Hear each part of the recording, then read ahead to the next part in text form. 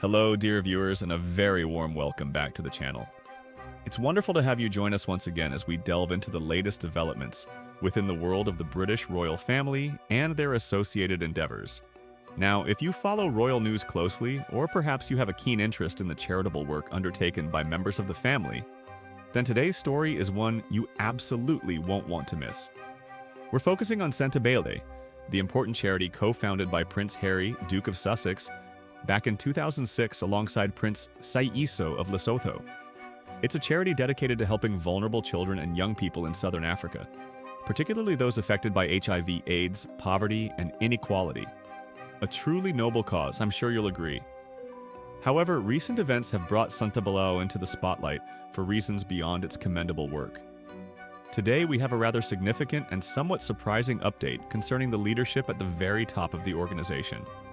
We're talking about departures, new appointments, and quite frankly, some rather serious allegations that have surfaced, painting a picture of internal turbulence.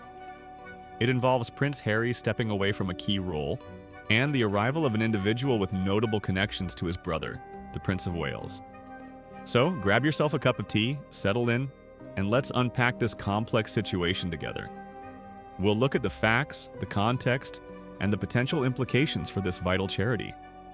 And before we dive deep into the heart of the matter, if you find these updates informative and appreciate our detailed look into royal affairs, please do take a moment to click that like button right below the video. It truly helps our channel reach more viewers like you. And if you haven't already, consider subscribing and clicking the notification bell so you never miss out on our latest reports. And of course, we always value your perspective, so please feel free to share your thoughts in the comments section below as we go through the details.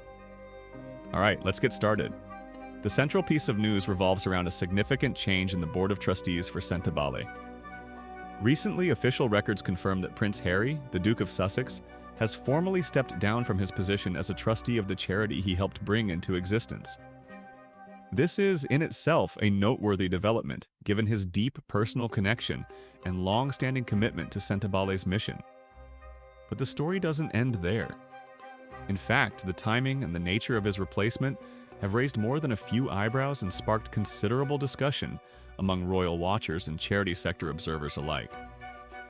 Stay tuned as we unpack all the fascinating and perhaps somewhat concerning details behind this pivotal moment for Sentebale. What led to this departure? Who is stepping in?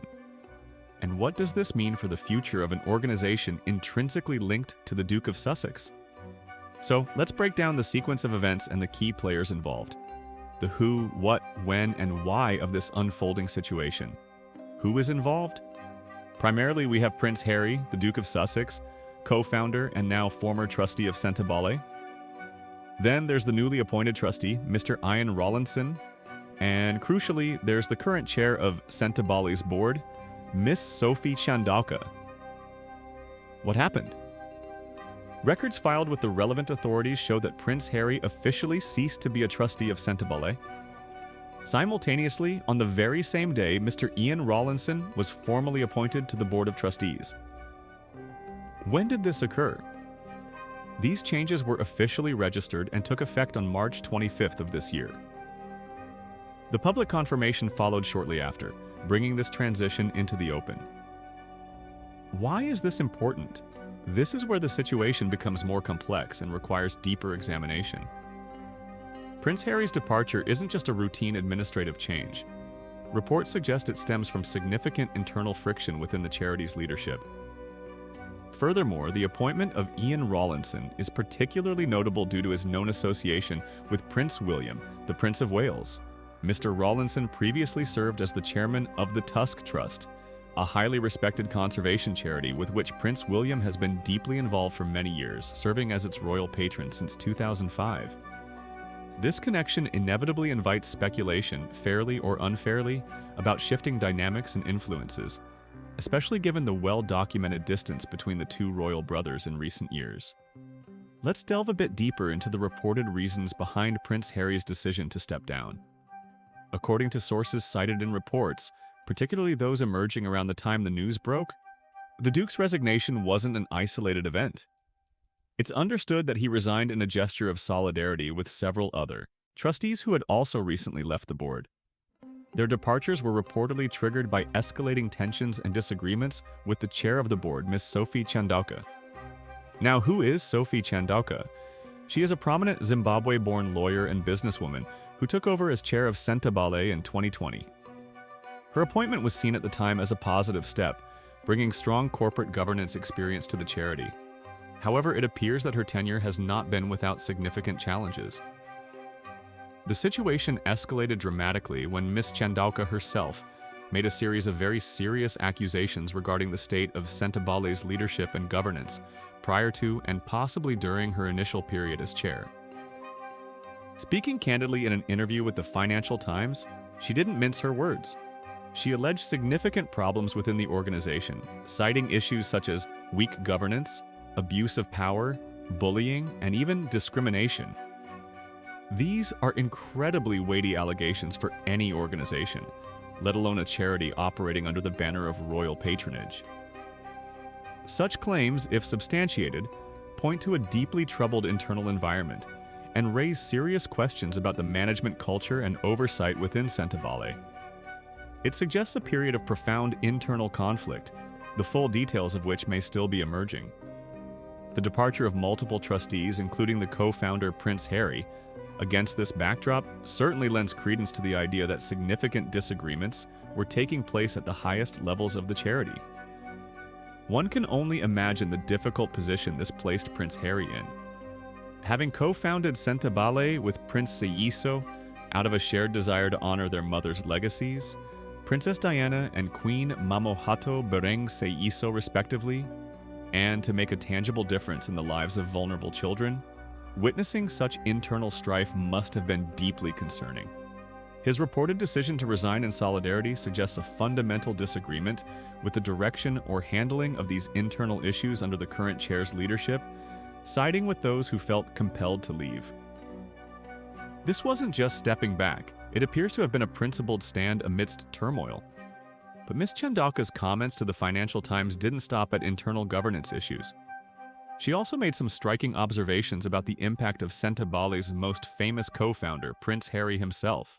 She claimed that the Duke of Sussex's public image, particularly the controversies and intense media scrutiny surrounding him and his wife Meghan Markle since they stepped back as senior working royals, has created significant challenges for Sentebale.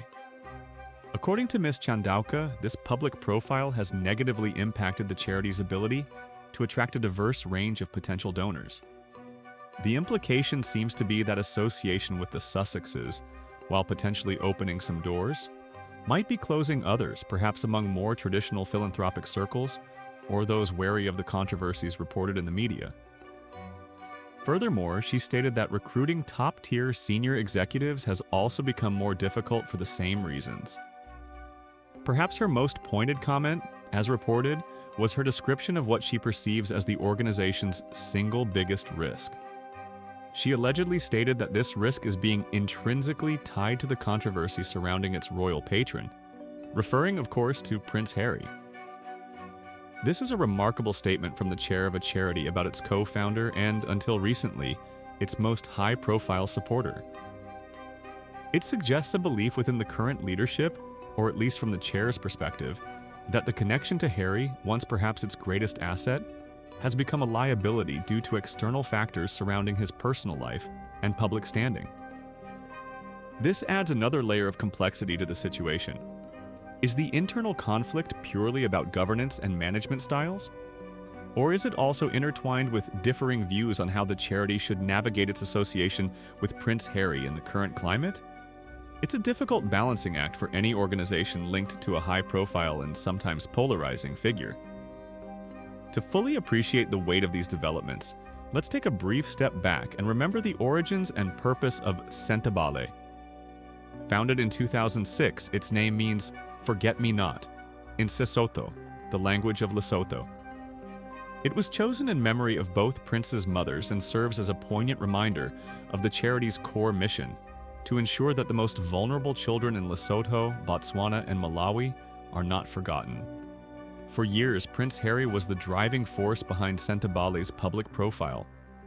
We saw him visiting its projects, playing with the children, speaking passionately about the need to support those affected by HIV/AIDS, and championing mental health, initiatives for young people facing immense hardship.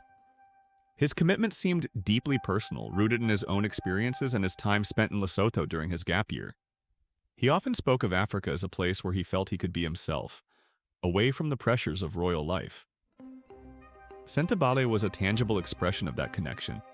The charity has done undeniably important work over the years, running clubs, residential camps, and programs focused on psychosocial support, education, and care for thousands of children and adolescents.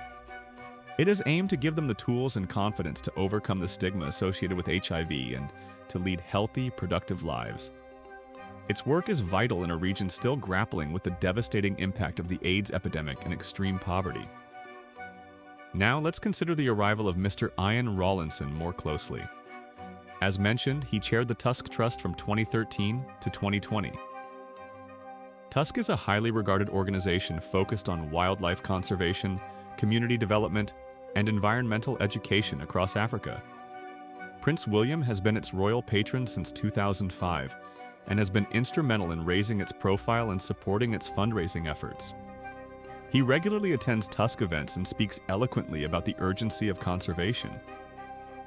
Mr. Rawlinson, therefore, comes to Sentebale not just with general governance experience, but with specific experience chairing a major charity closely aligned with the Prince of Wales. His appointment, occurring on the very day Harry's departure was formalized, is unlikely to be a mere coincidence.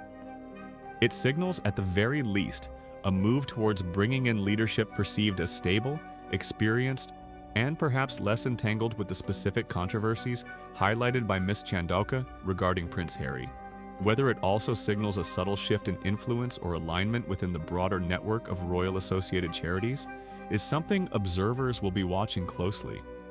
It certainly provides a talking point, suggesting a potential pivot or a desire to reinforce connections within more established royal philanthropic circles. So, where does this leave Sentebale now? The charity finds itself at a critical juncture.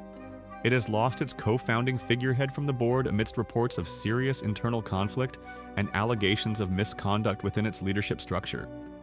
The chair has publicly voiced concerns not only about governance, but also about the reputational risk associated with Prince Harry. And a new trustee with strong ties to Prince William's favored conservation charity has joined the board. These developments inevitably place Sentebale under heightened scrutiny. Questions will be asked about the veracity of the allegations made by Ms. Chandauka and what steps are being taken to address them. There will be scrutiny over the charity's internal management practices, its governance framework, and its ability to maintain donor confidence and staff morale during this turbulent period. Furthermore, the impact of Prince Harry's formal departure from the board, coupled with the chair's stated concerns about his public image, raises fundamental questions about Sentebale's future direction and identity. How will it navigate its relationship with its co-founder moving forward? Will his involvement continue in other capacities, perhaps less formally? Or does this mark a more definitive distancing? And how will the presence of Mr. Rawlinson influence the board's dynamics and strategic priorities? This entire episode serves as a potent reminder of the complexities and pressures faced by charities operating in the public eye, especially those with royal connections. While royal patronage can bring immense benefits in terms of profile and fundraising, it can also introduce unique challenges, particularly when the patrons themselves become subjects of intense media attention or controversy. The story of Sentebale's recent leadership changes underscores the delicate balance required in managing governance, personalities, and public perception. It's a narrative filled with dedication, the founding mission, drama, the alleged conflicts and departures, and potentially significant consequences for a charity doing vital work on the ground. It reminds us that even organizations founded with the best intentions can face internal struggles, and that the dynamics within the royal family can sometimes cast long shadows, intended or not, on the endeavors they support.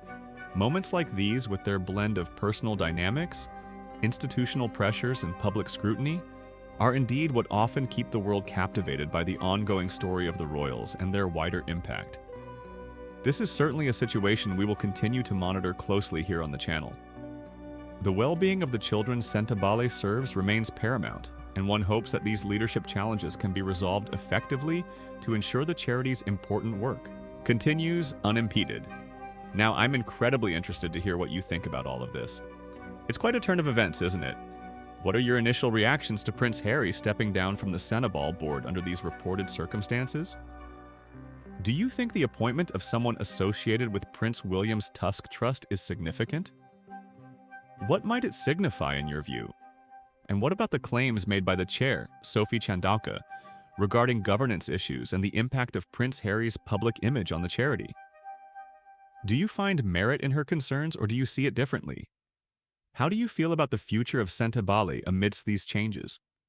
Please do share your thoughtful perspectives and opinions in the comment section below.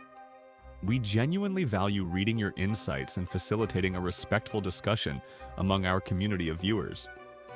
Engaging with your comments is one of the highlights of making these videos. And once again, if you found this detailed breakdown helpful and appreciate the effort to bring you these comprehensive updates, please don't forget to hit that like button. It makes a real difference.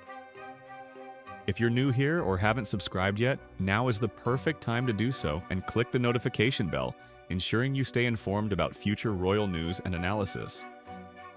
Thank you so very much for watching today's video and for dedicating your time to understanding this complex situation with us.